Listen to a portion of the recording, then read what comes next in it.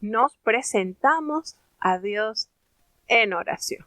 Bendito Padre Celestial, Dios de eterna bondad, de rica y de abundantes misericordias, ante tu divina presencia estamos, Señor. Te adoramos y te exaltamos porque solo tú eres digno de toda honra y de toda gloria. Señor, ¿a quién iremos? ¿A dónde iremos? Si solamente en ti hay palabras de vida eterna. Gracias por esta preciosa oportunidad que nos concedes una vez más. Perdona nuestros pecados, faltas, errores cometidos delante de ti, pues reconocemos, Señor, que ante tu presencia no hay hombre que no peque. Si nosotros decimos que no pecamos, te hacemos mentirosos, Señor. Sabemos que nuestra fragilidad humana nos lleva cautivo al pecado, pero allí, Señor, tu gracia que nos exonera, que nos perdona, que nos alienta, y allí recurrimos diariamente, Señor, levantando nuestras manos a tu trono y rindiéndonos en adoración. Ayúdanos cada día, Señor, a corregir nuestros errores, nuestros pecados, y que tu palabra nos transforme día a día, Señor.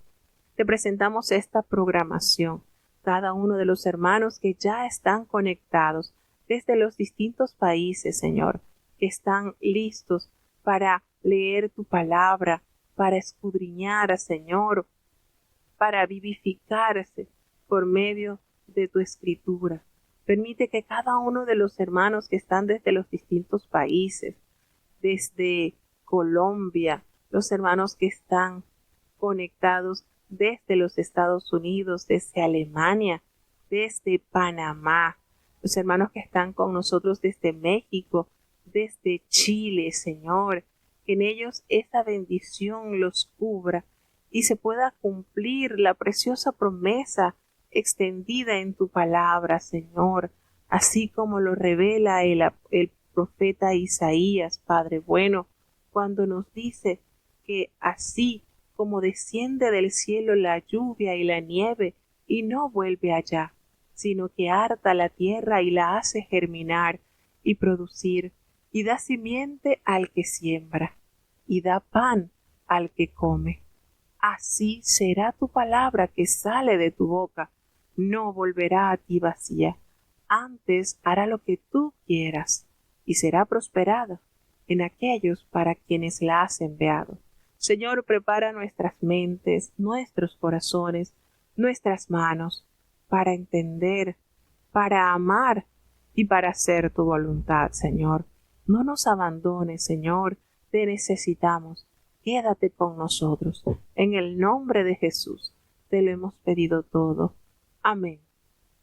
Bueno, vamos entonces a abrochar nuestros cinturones para iniciar nuestro viaje a través de las Sagradas Escrituras y vamos entonces a escuchar la lectura del capítulo 4 de la Epístola a los Hebreos. Escuchemos con atención.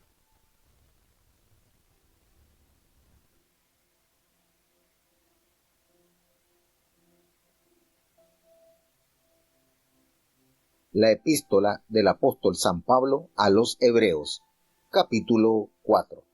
Temamos, pues, que quedando aún la promesa de entrar en su reposo, parezca a alguno de vosotros haberse apartado, porque también a nosotros se nos ha evangelizado como a ellos, mas no les aprovechó el oír la palabra a los que la oyeron sin mezclar fe. Empero entramos en el reposo los que hemos creído, de la manera que dijo: como juré en mi ira, no entrarán en mi reposo, aun acabadas las obras desde el principio del mundo. Porque en un cierto lugar dijo así del séptimo día, y reposó Dios de todas sus obras en el séptimo día. Y otra vez aquí, no entrarán en mi reposo. Así que, pues que resta que algunos han de entrar en él, y aquellos a quienes primero fue anunciado, no entraron por causa de desobediencia. Determina otra vez un cierto día, diciendo por David: hoy, después de tanto tiempo, como está dicho, si oyereis su voz hoy, no endurezcáis vuestros corazones. Porque si Josué les hubiera dado el reposo, no hablaría después de otro día, Por tanto, queda un reposo para el pueblo de Dios, porque el que ha entrado en su reposo, también él ha reposado de sus obras, como Dios de las suyas. Procuremos pues de entrar en aquel reposo, que ninguno caiga en semejante ejemplo de desobediencia. Porque la palabra de Dios es viva y eficaz, y más penetrante que toda espada de dos filos, y que alcanza hasta partir el alma y aun el espíritu, y las coyunturas, y tuétanos, y discierne los pensamientos y las intenciones del corazón. Y no hay cosa criada que no sea manifiesta en su presencia. Antes, todas las cosas están desnudas y abiertas a los ojos de aquel a quien tenemos que dar cuenta. Por tanto, teniendo un gran pontífice que penetró los cielos, Jesús, el Hijo de Dios, retengamos nuestra profesión, porque no tenemos un pontífice que no se pueda compadecer de nuestras flaquezas, mas tentado en todo, según nuestra semejanza, pero sin pecado. Lleguémonos, pues, confiadamente al trono de la gracia, para alcanzar misericordia y hallar gracia para el oportuno socorro.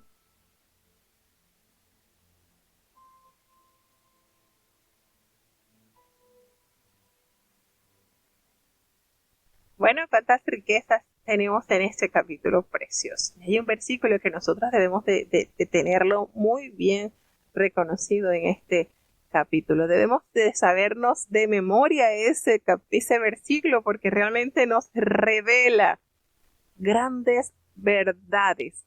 Nos define de una manera muy amplia el efecto, la función, la gloriosa verdad que nos revela su palabra. Y bueno, aquí recordamos que en esta carta notamos que el fracaso de Israel para entrar en Canaán se convierte, por supuesto, para nosotros en una advertencia solemne a cada cristiano que decae en la fe y falla, pues a la hora de entrar al reposo que Dios ha prometido, nosotros podemos quedarnos exentos de estas promesas al claudicar. Porque recordemos que este reposo no es la entrada a Canaán como el capítulo 3:8, sino que este hecho histórico constituye un tipo de reposo que será disfrutado por los cristianos. Y algunos comentaristas pues consideran el reposo como el futuro reposo celestial, mientras que otros piensan que el término describe la actual experiencia del creyente que se ha rendido completamente al señorío de Cristo y está totalmente controlado por el Espíritu Santo. Aquí nos dice en este versículo, cuando comienza el capítulo, que debe en nosotros existir ese temor, pues si nosotros no asumimos nuestro rol como hijos de Dios, podemos tener el mismo desenlace de aquel pueblo que por su dureza de corazón no entró a la herencia que el Señor le había prometido. Y esta promesa tardó en cumplirse más de 400 años. Y quizás esta descendencia de Abraham estaba ajena a este conocimiento pleno. Sin embargo, el Señor se manifiesta a ellos y les concede la gloriosa experiencia de ver las grandes maravillas con las que el Señor los sacó de Egipto, de tierra de esclavitud. Y no los sacó como unos mendigos con harapos, llenos de miseria. El Señor los sacó de Egipto con una grandiosa dote, porque despojaron a los egipcios de las riquezas, a tal punto que eso fue la gracia de Dios, cuando Él le dijo: yo les daré a que los egipcios le entreguen a ustedes sus riquezas. Y ellos le pidieron y los egipcios los llenaron de las riquezas. Es decir, que ese esfuerzo, que ese trabajo que ellos duraron durante varios años como esclavos, el Señor no permitió que salieran sin su debido pago. Y este pueblo sale guiado por el Dios Todopoderoso, pero sale con mucha con muchas riquezas materiales. Ahora, triste y lamentablemente, la dureza de su corazón, su incredulidad, su desobediencia, su murmuración, hizo en ellos estrago. Y a Dios no le podemos engañar, sencillamente a Dios. ¿Y cuánto? Esto no es nuevo. ¿Cuántas personas, verdad? Viendo maravillas del Señor, viendo la provisión latente diariamente en sus vidas, prefieren adorar un becerro de oro e inclinarse y fingir o sentir que lo están haciendo para el Señor, porque eso fue uno de los grandes pecados que cometió el pueblo, pensando que estaban adorando a Jehová. Entonces, aquí el apóstol nos dice, también a nosotros se nos ha anunciado esa buena dádiva, así como a ellos. Pero ¿de qué les aprovechó a ellos oír la palabra? ¿De qué les sirvió por boca de Moisés escuchar las promesas que Jehová le había revelado? Pues, ¿saben cuál fue la deficiencia de este pueblo? Ellos no acompañaron de fe lo que ellos oían, fueron incrédulos.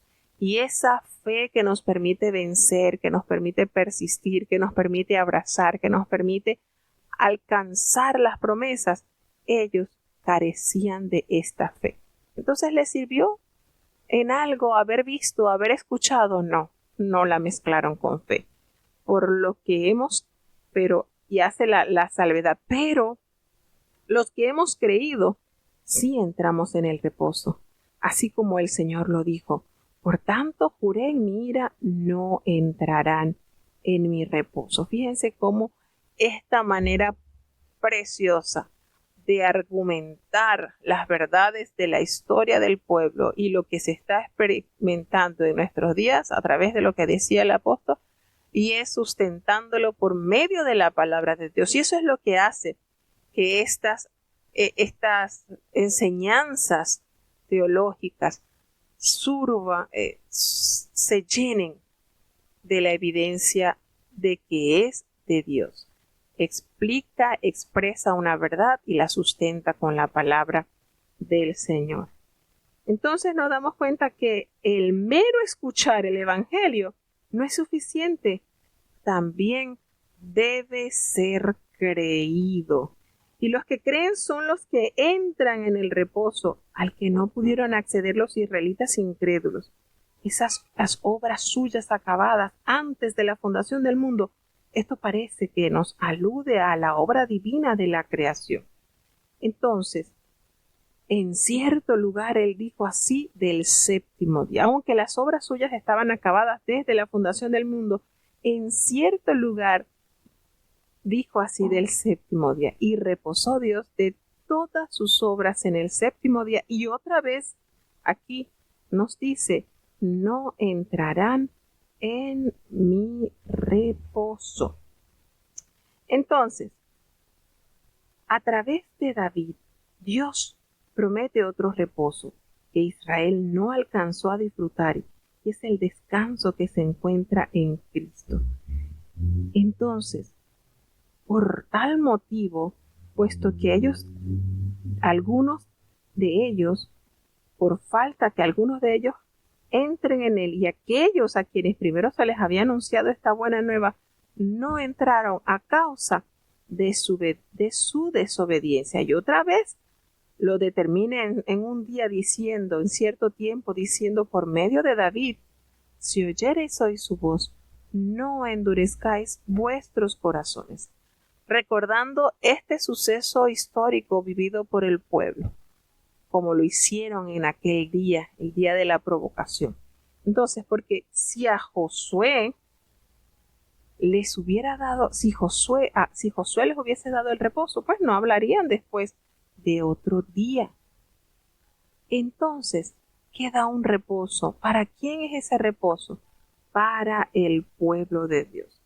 Porque el que ha entrado en su reposo también ha de reposar de sus obras, así como Dios de la suya. Así como Dios descansó de su obra en la creación, estemos seguros que quien confía en Cristo descansa en lo que Dios ha hecho por él y ha cesado en la búsqueda de la salvación por sus propios esfuerzos y ha comenzado a depender en la vida diaria de la ayuda del Espíritu Santo. Entonces, hay dos grandes provisiones que alientan a los creyentes en su fe. ¿Y cuáles son esas? Procuremos entrar en aquel reposo para que nadie, para que ninguno caiga en semejante ejemplo de desobediencia como el que nos está presentando acá el apóstol, en lo que aconteció con este pueblo que había sido objeto de múltiples bendiciones de parte del Señor. Y aquí nos define entonces la primera, la palabra de Dios, que revela si una persona está viviendo una vida plena o espiritual. Y el segundo es el ministerio de Cristo, quien es nuestro gran sumo sacerdote, quien tiene poder para hacernos gozar de la inmediata compañía del Señor. Y este versículo de verdad que debemos de recordar la cita y si es posible memorizarlo, porque la palabra de Dios es viva y es eficaz. Es decir, esa palabra eficaz quiere decir enérgico, lo cual esto deriva de la palabra que se refiere a una acción activa y efectiva. Y esto es lo opuesto a lo inactivo y a lo ineficaz. Entonces, en el texto, este texto que estamos tocando de Hebreos 4:12, es uno de los que más nos ayuda a entender el llamado de la fe a confesar la palabra de Dios. Se relaciona con la renuncia de Israel a la promesa de Dios, lo cual trajo como resultado pues que toda una generación de israelitas muriera en el desierto y que no llegaran a poseer la herencia que Dios había reservado para ellos.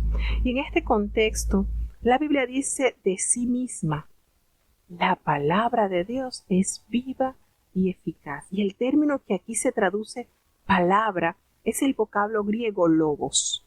Y esto comúnmente indica la expresión de una idea completa y se utiliza para referirse a las Sagradas Escrituras. Y contrasta con rema, que sufre y que suele referirse a algo dicho o hablado. Y esto recomienda que distingamos entre toda la Biblia y la promesa o promesas individuales que el Espíritu Santo pueda traer a nuestra mente por medio de la palabra de Dios cuando se enfrenta a una situación de necesidad, prueba o dificultad. Las promesas de Dios pueden llegar a ser una rema. Esto es un arma de espíritu.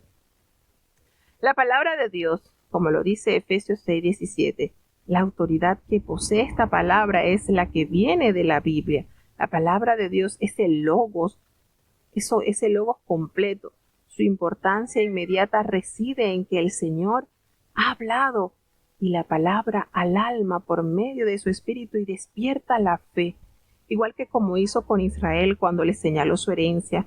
La confesión de la fe recibe las palabras de Dios y se apoya firme sobre esas promesas. Sin embargo, la fuerza de la confesión no depende de la voluntad humana, sino de la voluntad divina revelada en la totalidad de las Escrituras. La Santa Biblia, el Logos, la palabra completa del cual la rema, la presenta, la palabra de la promesa, ha sido recibida. Entonces, la palabra del Señor, según este versículo, nos expresa detalladamente las funciones que hay. Es más cortante, más penetrante que toda espada de dos filos. No hay una espada elaborada por un ser humano que pueda llegar a la profundidad que llega la espada de dos filos. Miren que cuando esta expresión, este concepto de la Biblia nos dice que es más penetrante que toda espada de dos filos. Imagínense una espada de dos filos cortas para ambos lados y la palabra de Dios es más penetrante que una espada de ambos filos. Y siempre lo he entendido así, de que, hermanos, la palabra de Dios nos exhorta a los esposos, pero también exhorta a las esposas, exhorta a los padres, pero también exhorta a los hijos, exhorta a los amos y también exhorta a los siervos. Y así sucesivamente, es decir, la palabra de Dios porta parejo. Es una manera de instruir gloriosa y majestuosa. Y nos dice que penetra allí hasta el alma, parte del alma, el espíritu y esas coyunturas y esos tuétanos, y está tan poderosa que discierne aún los pensamientos y las intenciones del corazón. Qué maravillosa es la palabra de Dios. Y no hay cosa creada que no sea manifestada en su presencia. Fíjense, antes bien todas las cosas están desnudas, están descubiertas, están abiertas. ¿A quién? A los ojos de aquel a quien tenemos que dar cuenta. ¿A quién tenemos nosotros que dar cuenta? ¿A quién? Nosotros tenemos que darle cuenta a nuestro Dios, Padre eterno. Entonces, por tanto, por tal razón, al conocer la efectividad, el poder, la majestad que trae la palabra de Dios, nosotros debemos tener esa confianza que teniendo un gran sumo sacerdote que traspasó los cielos, ¿quién es? Jesús, el Hijo de Dios, que nosotros podamos esto sea motivo suficiente de retener nuestra profesión de fe. Qué lindo, a mí me encanta este término que usa acá en esta epístola. Qué lindo, hermanos. Y ante los ojos del mundo quizás somos menospreciados por tener una fe. Muchos se comenzaron esta profesión de fe, abandonaron sus profesiones y tomaron esta profesión de ser siervos de Dios. Y me encanta cómo el apóstol aborda este tema, cómo etiqueta esta preciosa profesión, eso que hemos iniciado, que hemos emprendido. Y fíjense que nosotros cuando realizamos o tenemos una profesión a determinada edad nos retiramos. En muchos países se llama la jubilación, ya no ejercemos más nuestra profesión.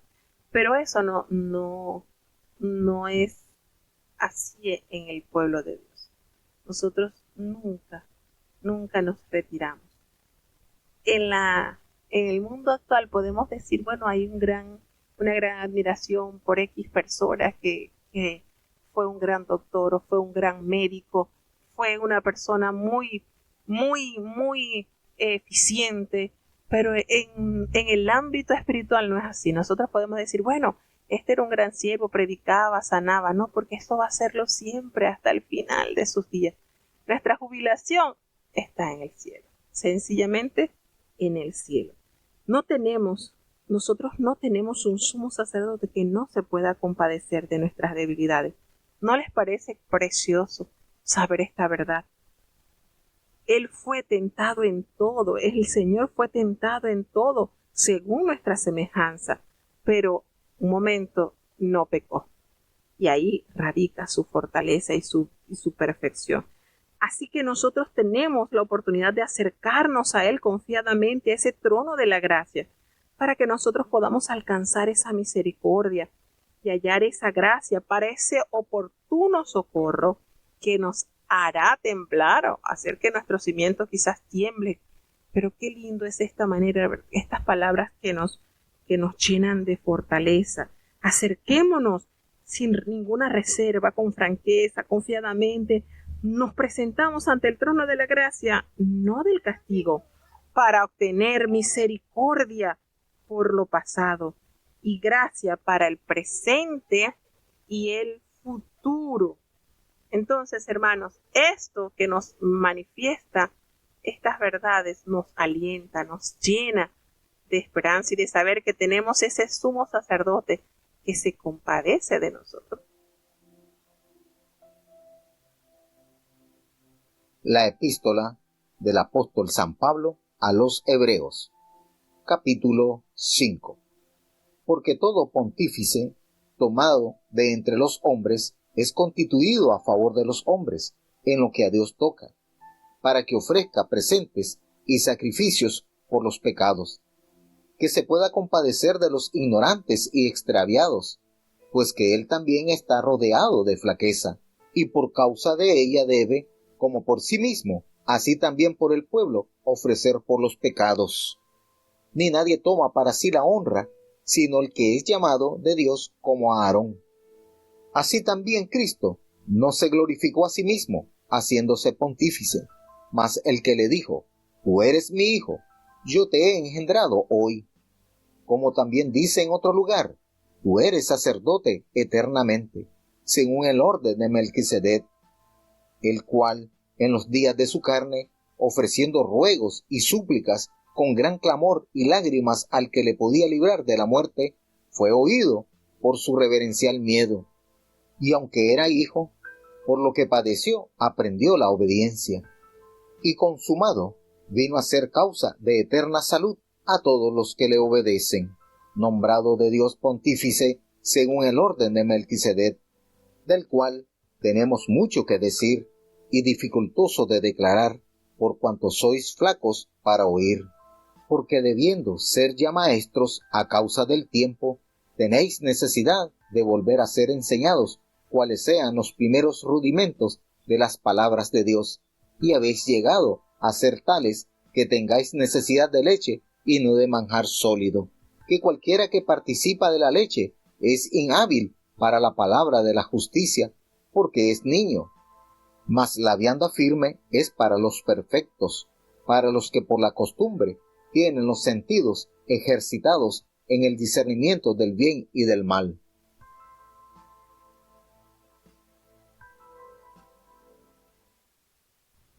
Bueno, en este capítulo nos refiere sobre las cualidades para el sumo sacerdocio. Y acá notamos que el apóstol presenta las calificaciones y las actividades del oficio de sumo sacerdote. Debe ser alguien igual a quienes representa con la capacidad de sentir lo que ellos sienten. El suyo es un oficio público, al cual es designado como representante de los seres humanos ante Dios. Da gracias y ofrece sacrificios propiciatorios, y su intercesión es paciente, pues ya él también está rodeado de debilidad. Por tanto, debe ofrecer sacrificios por sí mismo, así como por el pueblo. Cristo no necesita purificarse a sí mismo por medio del sacrificio. Jesús completa perfectamente todos los requerimientos del sumo sacerdote. Él fue nombrado por Dios, experimentó una legítima humanidad, se sacrificó por el pecado, porque esto lo hizo una vez y para siempre, ofreciéndose a sí mismo, y tuvo un sentimiento compasivo por nosotros.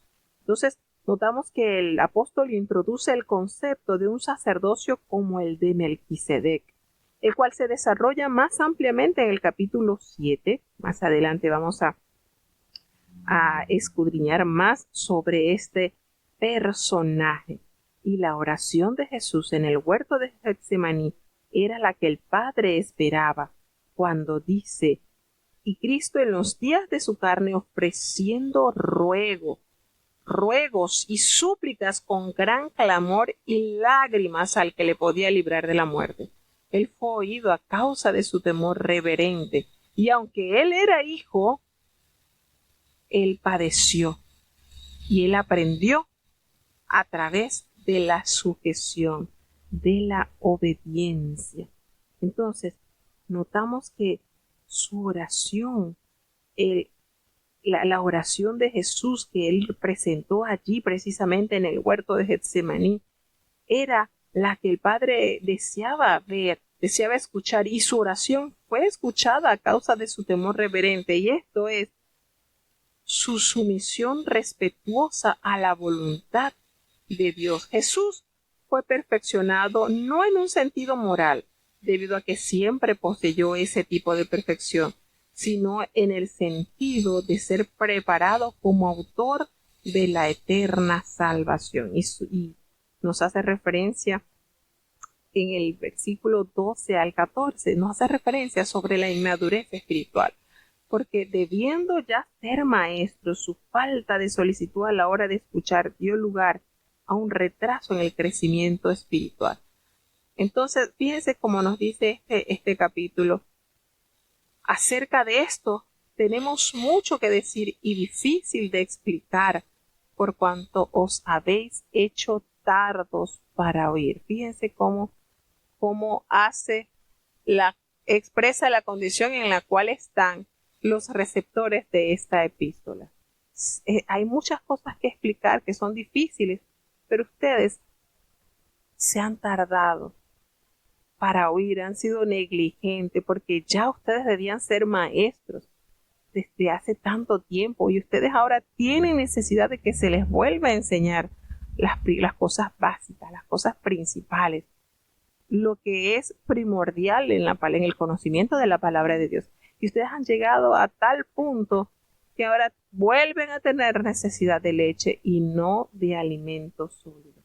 Entonces, notamos cómo el apóstol expresa su falta de solicitud a la hora de escuchar, y esto dio un atraso, por supuesto, un estancamiento en el crecimiento espiritual del pueblo, pues ya con el correr de los años ya era para que su crecimiento fuese notorio y ya no estuviesen en las cosas básicas. Y cuando hace referencia a esto, hermanos, haciendo la alegoría de lo que se le provee a un bebé apenas en pleno crecimiento, es algo tan sencillito como la leche, puesto que carece de dientes, carece de un estómago un poquito más fuerte para consumir alimentos más sólidos.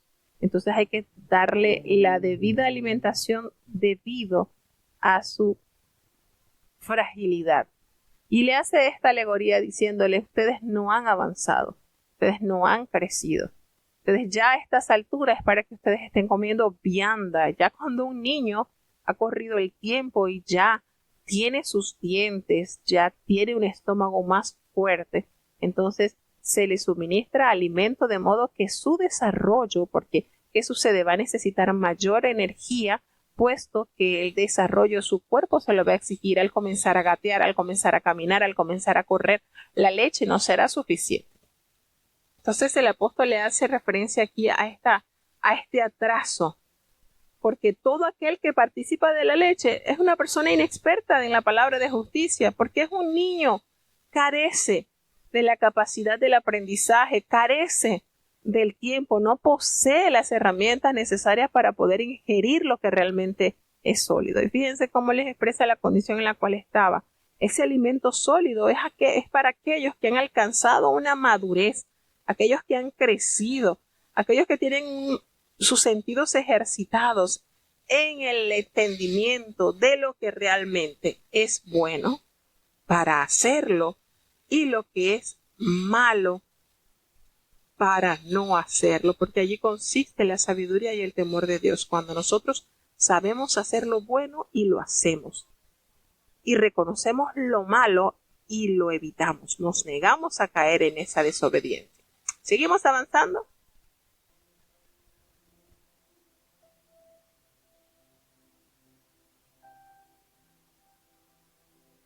La epístola del apóstol San Pablo a los Hebreos, capítulo 6.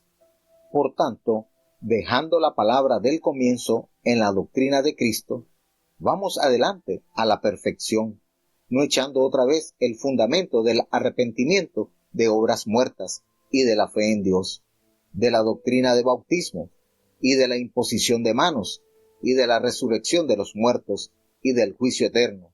Y esto haremos a la verdad, si Dios lo permitiere, porque es imposible que los que una vez fueron iluminados y gustaron el don celestial y fueron hechos partícipes del Espíritu Santo, y asimismo gustaron la buena palabra de Dios y las virtudes del siglo venidero, y recayeron, sean otra vez renovados para arrepentimiento, crucificando de nuevo para sí mismos al Hijo de Dios y exponiéndole a vituperio, porque la tierra que embebe el agua que muchas veces vino sobre ella y produce hierba provechosa a aquellos de los cuales es labrada, recibe bendición de Dios.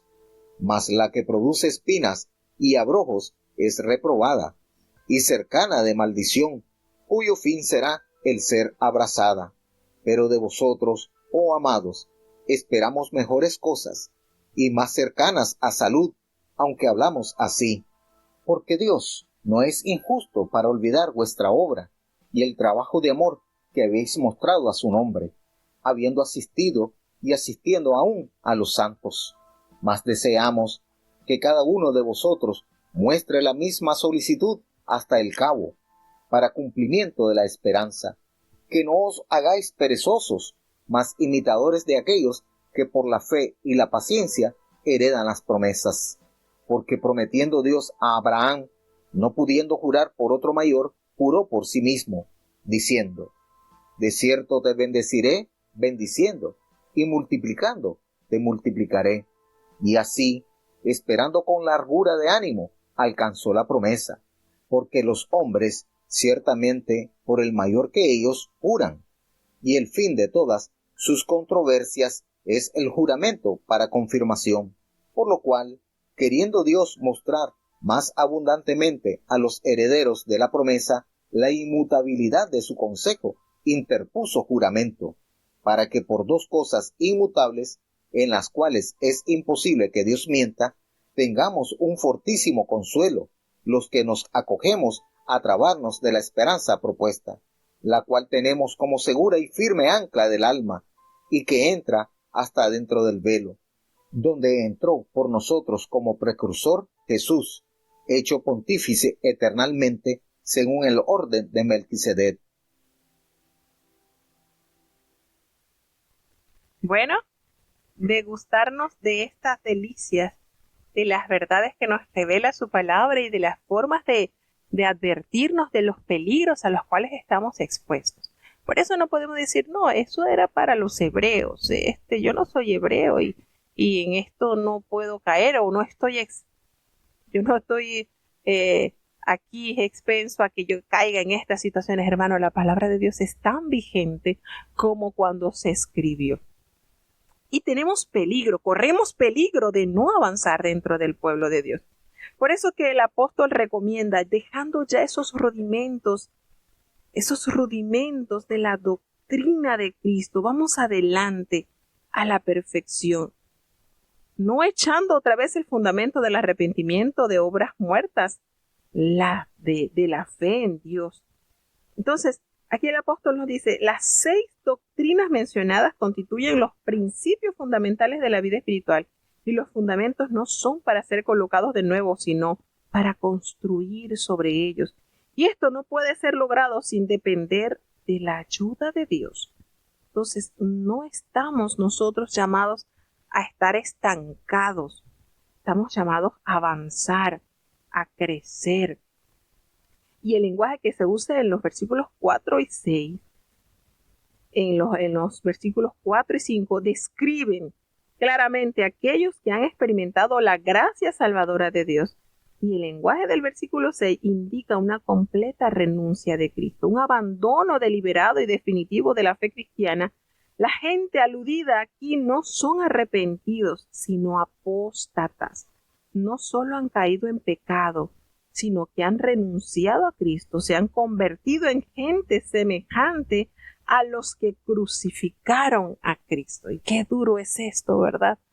Cuando uno lee sobre esta situación, tan lindos consejos y tan maravillosos consejos nos da el apóstol de retener esta profesión de fe.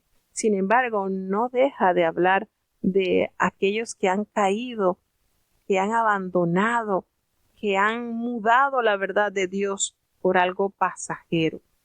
Ellos fueron una vez iluminados, ellos gustaron del don celestial, fueron llenos del Espíritu Santo. Fíjense cómo nos detalla esta epístola. Fueron llenos, participantes del Espíritu Santo. Gustaron de la buena palabra de Dios y de los poderes del siglo venidero. Fueron participantes de toda esta gloria. Sin embargo, detalla que recayeron, es decir, fueron nuevamente al vómito, como dice el apóstol Pedro, como dice el proverbio. Regresó el perro al vómito y la puerca lavada al cieno. Triste y lamentablemente. ¿Qué están haciendo con esta actitud? Nos revela su palabra, crucificando de nuevo para sí mismo al Hijo de Dios y exponiéndole a vituperio. Y recuerdo un mensaje que le dice el Espíritu Santo al hermanito: mis heridas sangran cada vez que me desprecias. Hermanos, esto es real. La palabra de Dios nos revela las verdades que nosotros podemos asimilar. ¿Y ustedes creen que el Espíritu de Dios no da testimonio de nuestra conducta? cuando el Espíritu de Dios le habló a ese hermano diciendo, mis heridas sangran cada vez que me desprecias. ¿Cuántas veces nosotros con nuestras formas, con nuestra arrogancia, con nuestra altivez, con nuestra falta de concepto a lo santo y evocando y amando lo profano, nos herimos al Hijo de Dios? Es cierto, hermanos, el Espíritu da testimonio de estos que estamos leyendo en su palabra, porque la tierra que bebe la lluvia, que muchas veces cae sobre ella, y produce esa hierba que es de provecho a todos los que la labran, reciben, por supuesto, la bendición de Dios. Entonces nos damos cuenta que, pero la que produce espinos, la que produce abrojo, es rechazada, es reprobada, está próxima a ser maldecida. ¿Y cuál será su fin? Será quemada. Y de esta manera, fíjense esta ilustración que describe la condenación que sufren aquellos que se han apartado de Jesús, así como aquellos que son ganancia, aquellos que son esa hierba provechosa, que reciben bendición de Dios. ¿No les parece maravilloso encontrar estos tesoros dentro de la palabra de Dios? Pero en cuanto a ustedes, les habla el apóstol, oh amados, aún estando persuadidos de cosas mejores, ¿estamos nosotros persuadidos de que es mucho mejor lo que vendrá, lo que será cumplido en aquellos que perseveran en Dios? Claro que sí, los que pertenecemos a la salvación, aunque hablamos así, dice el apóstol, y recordemos que esto expresa esa confianza en que los lectores permanecerán firmes en la fe, moderando su dura advertencia con un cálido reconocimiento, porque recordemos que la fe mira a aquel que promete. Eso es la fe. La fe mira a aquel que promete. La esperanza contempla las cosas que han sido prometidas. Entonces, notemos esto. La fe mira al que promete y la esperanza contempla las cosas que han sido prometidas. ¿Están íntimamente relacionadas? Por supuesto. Claro que sí. Tenemos en Dios y en su anunciado propósito de bendecirnos en Cristo razones para esperar confiados. Y el cumplimiento de su promesa a Abraham ofrece la seguridad de que Él hace lo que promete. Entonces, la confirmación de la promesa de Dios por medio de su juramento y de su pacto remueve todas las dudas acerca de su certeza. Es un ancla que está tan segura como aquellos a lo que está atada. Y por eso evoca el apóstol lo infalible que es el propósito de Dios en Cristo. Porque cuando Dios le hizo promesa a Abraham, no halló algo más valioso, con mayor peso, por lo cual jurar y darle la certeza de que cumpliría. ¿Y saben por quién juró el Señor? Por sí mismo. Y Él le dijo a Abraham, yo te bendeciré con abundancia, yo te multiplicaré grandemente. Y Él esperó con paciencia y Él alcanzó la promesa. Porque bueno, los hombres juran por uno que es mayor que ellos. Y para ellos hacen ese fin, esa controversia de juramento para que las personas que van a abrazar ese juramento sepan, tengan la validez, tengan lo valioso, tengan la certeza de que hay un aval que confirma que esa promesa tiene total valor. Entonces, ¿qué sucede y expresa para que dos cosas inmutables en las cuales es imposible que Dios mienta? ¿Se dan cuenta cómo la palabra de Dios nos da atributos del Señor? ¿Qué cosa es imposible para Dios? Y uno dirá, no hay nada imposible. Pues la palabra de Dios nos revela que sí, hay algo imposible para Dios, sí. Es imposible que Dios mienta. Es imposible que Dios nos defraude. Es imposible que Dios no cumpla lo que ha prometido, porque Él y su palabra son inseparables. Entonces, qué lindo, ¿verdad? Qué rico esto que el Señor nos revela a través de su palabra. La palabra nos revela que es imposible que Dios mienta, y por eso debemos tener ese gran consuelo, ese fortísimo consuelo, los que hemos acudido para asirnos de esta esperanza que ha sido puesta delante de nosotros. Recordemos que la fe mira al que promete. Recordemos que la fe mira al que promete y la esperanza contemplan las cosas que nos han sido prometidas. Y esto es lo glorioso, hermanos.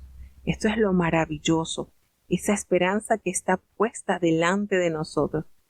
Y estamos seguros y estamos firmes allí, en el ancla del alma. Y esto penetra hasta dentro del velo, porque donde Jesús entró por nosotros como precursor, y Él se hizo sumo sacerdote para siempre, según el orden de Melquisedec. Y ahora vamos a indagar un poquito más sobre este personaje, que fíjense que hay verdades que no nos revela Génesis, donde entra en escena este personaje.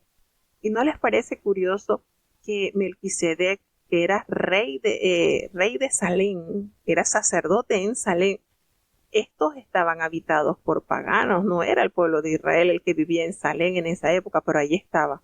Qué cosa, ¿verdad? Qué cosas tan lindas nos da la palabra de Dios para entender un poquito más. Vamos a escuchar el capítulo 7 de la Epístola a los Hebreos.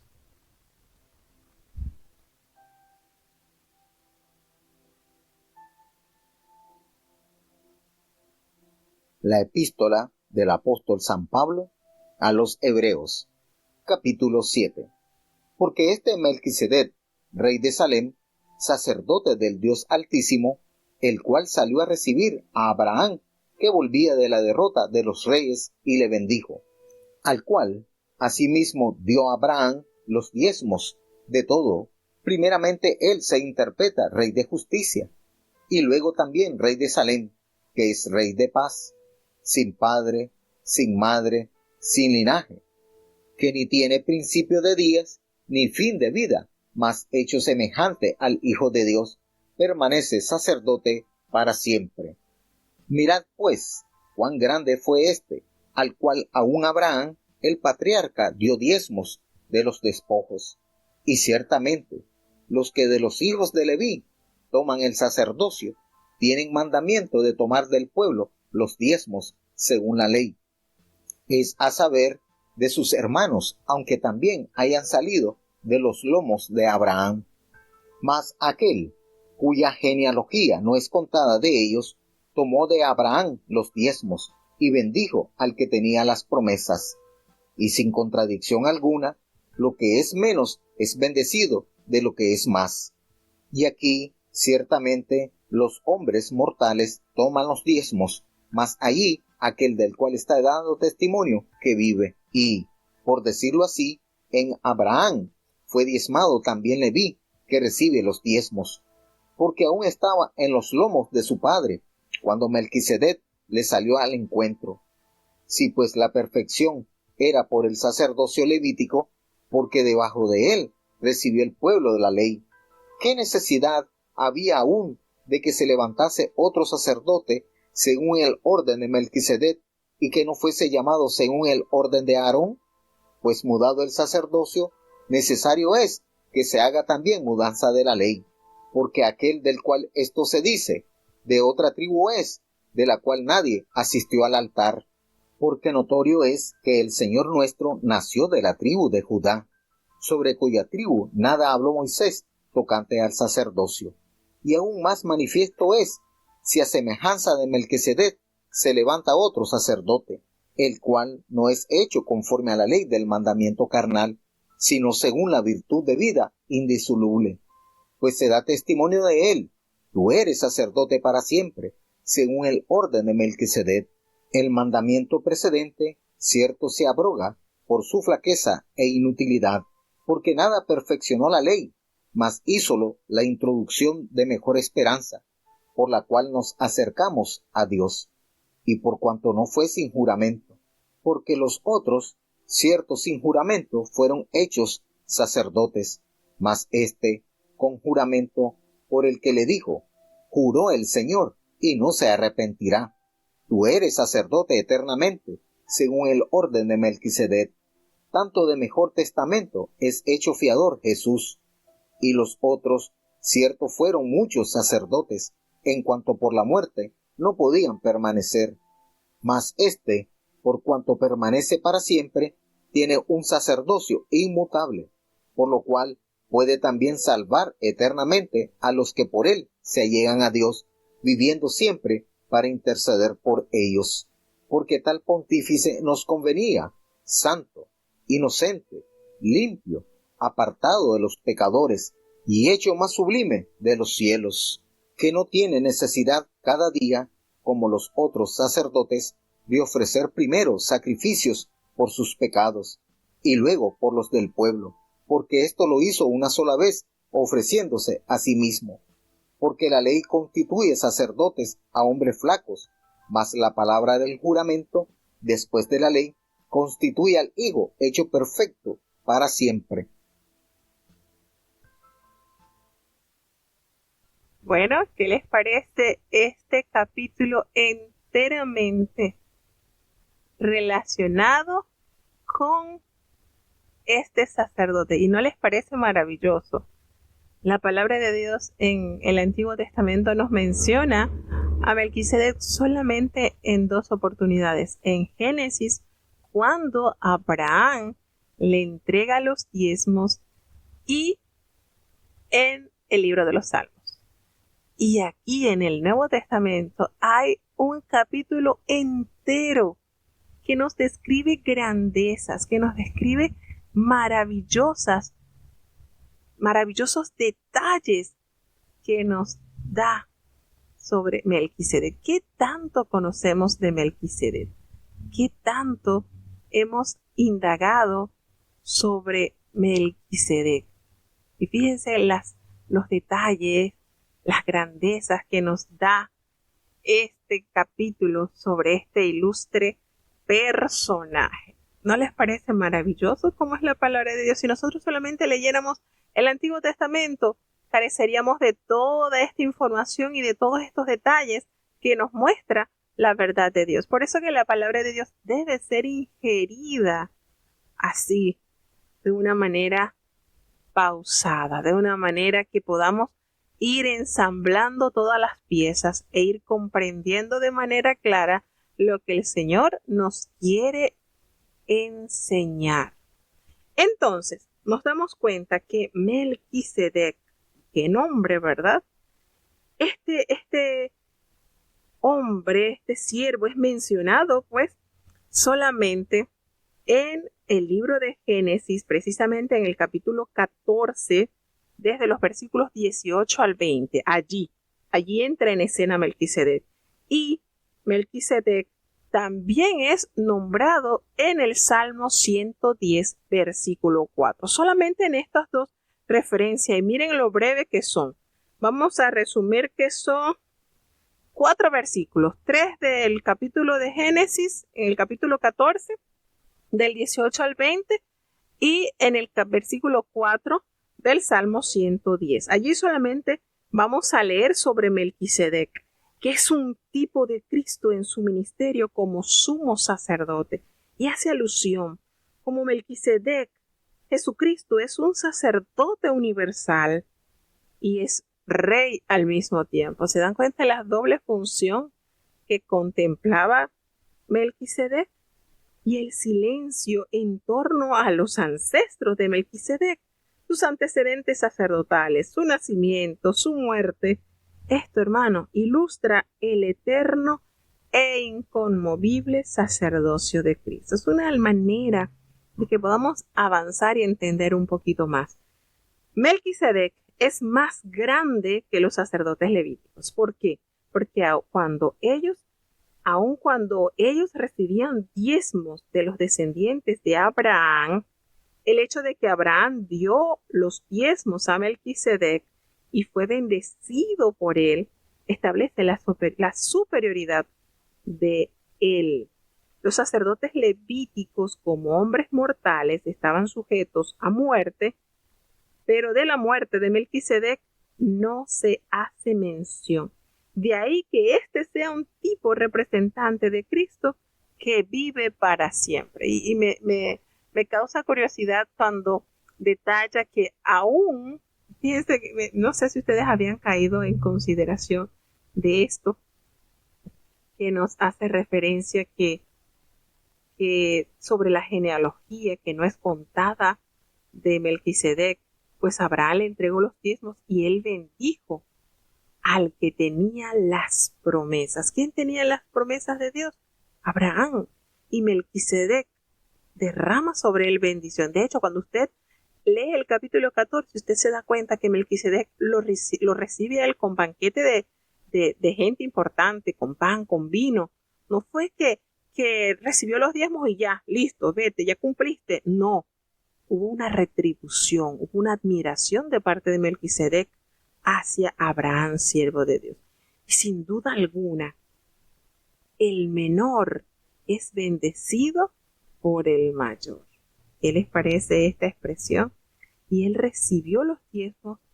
Aquí ciertamente reciben los diezmos de los hombres mortales, pero allí hay uno de quien se da testimonio de que vive. Y por decirlo así, Abraham pagó el diezmo como él pagó los diezmos, pues también Leví, que es el que recibe los diezmos en el ministerio del pacto antiguo, porque aún estaba en los lomos de su padre cuando Melquisedec le salió al encuentro. ¿Qué les parece esta expresión del versículo 10?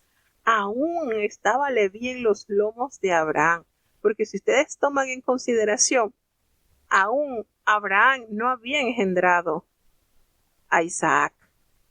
Isaac tuvo a Jacob, que es donde descienden los 12 patriarcas. Fíjense todo esto completo que nos revela la palabra de Dios.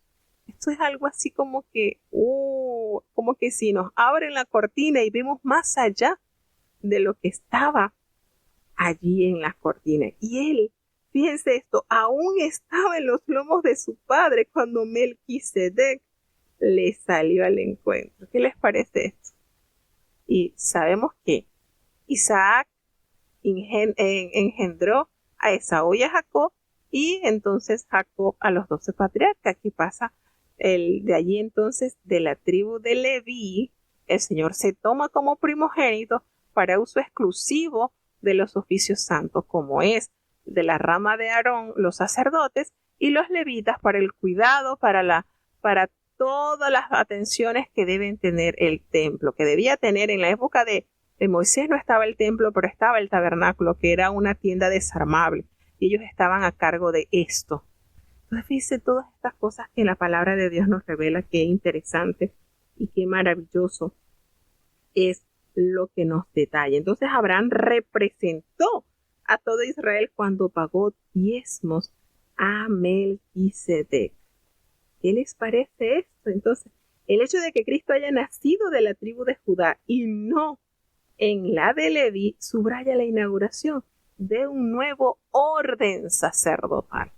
Precisamente, nos llama la atención, pero ¿por qué si es que los sacerdotes descendían de la tribu de Leví? Bueno, aquí está rompiendo el viejo orden y estableciendo el nuevo orden sacerdotal.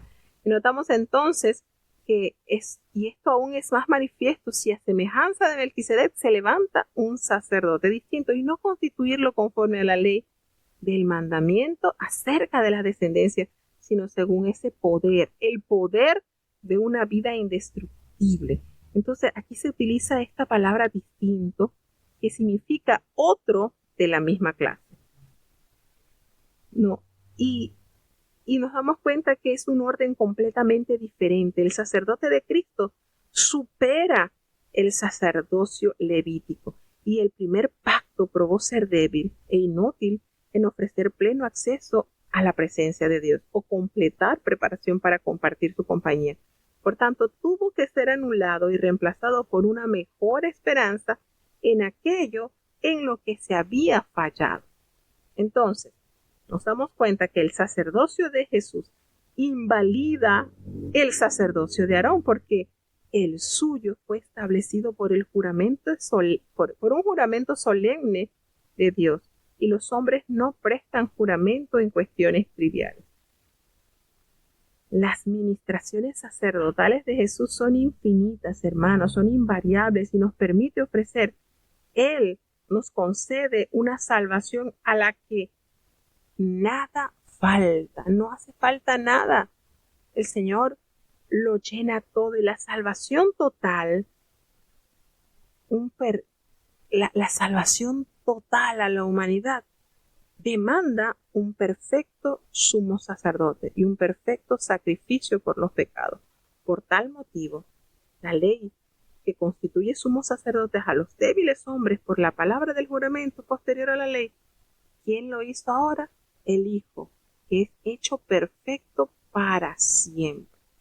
Entonces, esto que el apóstol está ahondando con mayor detalle es para fortalecer la fe, la esperanza en el sumo sacerdote que se compadece de nuestras debilidades, porque él fue tentado, con la diferencia que nunca pecó.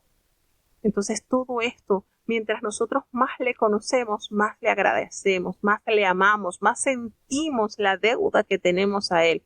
Y estos son motivos suficientes que deben nosotros encender la completa firmeza, la completa fidelidad a aquello que Él nos ha revelado por medio de este sacrificio perfecto. Su función, el Señor es Rey, por supuesto que es Rey, y es sumo sacerdote.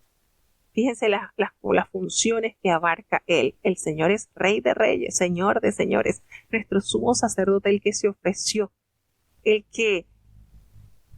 mediador entre Dios y los hombres. Entonces, estas funciones y toda la perfección de la ley está resumida en Él, porque en Él no hay defecto. ¿Qué les parece lo maravilloso que nos da estas verdades reveladas en su palabra?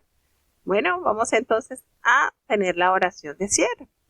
Querido Padre Celestial, Dios de eterna bondad, de rica y abundantes misericordias, delante de tu divina presencia estamos, Señor. Te adoramos, te exaltamos, porque solo tú eres digno de toda honra y de toda gloria. Señor, ¿a quién iremos? ¿A dónde iremos, Señor? Si solamente en ti hay palabras de vida eterna. Señor, perdona nuestros pecados, faltas, errores cometidos delante de ti, pues ante tu presencia, Señor, no hay hombre que no peque. Ayúdanos cada día a cambiar, transfórmanos con el poder de tu palabra. Oh Padre, te queremos presentar tu iglesia delante de ti, tu pueblo está en tus manos, Señor. Guíanos como nuestro pastor eterno. Siempre, Señor, que podamos identificar tu voz y seguirte solo a ti, Señor. Aclara nuestras mentes, Señor, nuestros corazones, que podamos entender tu voluntad y hacerla con un amor sincero. Oh Padre bueno, guía y bendice a cada uno de los hermanos que han estado conectados con nosotros en este día. Prepárale, Señor, cada día que puedan amarte con sinceridad. Guarda la niñez, los jóvenes, los adultos. Estamos en tus manos, Señor, los ancianos. Ten misericordia, Padre eterno. Oh Padre Señor, te pedimos de manera especial por los ancianitos. Guárdales, fortaléceles, Padre. Los matrimonios están en tus manos. Guíale, Señor, esta santa institución atacada duramente por el enemigo. Ten misericordia, Señor, de los padres. Danos sabiduría y temor en la educación de nuestros hijos. Y a nuestros hijos, Señor, dales temor santo en su corazón. Que ellos puedan ser hijos obedientes, que amen tu palabra. Te presentamos, Señor, los hermanos que están enfermos, Señor. Oramos a favor de ellos, Señor. Ten misericordia. Te presentamos, Padre, la salud del apóstol Cecilio. Seguimos orando a favor de tu siervo. Ten misericordia, por amor de tu nombre. La salud de nuestros hermanos que están padeciendo de cáncer, como es Lauri, Nathan, Natanael, Señor, Lisa Córdoba. Fortaleza, fe a sus familiares, Señor, que están allí a su lado, aguantando, Señor, y respaldando sobre este duro proceso. Están en tus manos. Padre, consuela de manera especial a la familia Sosa, que les ha tocado, Señor, despedir a nuestra hermana Benedicta, Señor. Cuánto dolor nos causa las despedidas, Señor. pero bendito sea tu nombre que nos das esa esperanza gloriosa de un hermoso amanecer en tu presencia. Señor, consuela a su esposo, sus hijos, sus nietos, sus familiares, Señor, están en tus manos. Padre bueno, tú sabes el sufrimiento que ocurre al despedir un ser amado, Señor. Ten compasión de ellos, ayúdales en todo momento. Te presentamos, Padre bueno, la salud de nuestras hermanitas Ernestina. Te presentamos la salud de nuestra hermanita María Luisa, de nuestra hermanita Raquel, de nuestra hermanita Lucita, Señor, de nuestro hermano Pablo, que está en el hospital, Señor. Sigue bendiciendo a tu siervo. Dale esa fe que pronto pueda estar en su casa sano, cuidado por ti, Señor. Te presentamos la salud de nuestros jovencitos, José Elías, Alan, Sabdi, Señor. Ten misericordia de estos jóvenes por amor de tu nombre. Solamente tu palabra cambia el diagnóstico de ellos, Señor. Ten misericordia, Padre. Tú no defraudas a nadie que confía plenamente en ti. La salud de nuestra hermanita Evelyn, Señor, de nuestra hermanita Villegas. Ten misericordia, Señor, de su conversión. Oh, Padre bueno, ayúdanos cada día a perseverar en ti, Señor. Te presentamos la salud, Dios mío, de aquellos niños que están padeciendo por enfermedades. Tú los conoces. Ayúdales, Señor. La paz de este mundo está en tus manos. Finlandia, Señor, las dificultades que están presentándose en paro, también te los presentamos. Guarda a nuestra hermanita Raiza, Señor. Ten misericordia, Señor. Te presentamos Panamá. Oh, Padre, está delante de ti. Ten compasión, Señor. Sigue obrando en medio de estas dificultades. Oh, Señor, los hermanos que ya están para iniciar allí en Colombia esta hora de evangelización, bendíceles y guárdales, que sea de mucha edificación. Llévale a las almas que necesitan escuchar de ti para poder acercarse confiadamente a ese plan de salvación que tú has dado a la humanidad. Quédate con nosotros, Señor, te necesitamos. En el dulce nombre de Jesús te lo he suplicado y en él te doy las gracias. Y ahora te pedimos, Señor, que el bendito amor de Dios, la gracia y la paz de nuestro Señor y Salvador Jesucristo, la compañía y la comunión de tu Espíritu Santo, quien es nuestro eterno Consolador, sea con cada uno de tus hijos, nos guarde desde ahora y para siempre. Amén.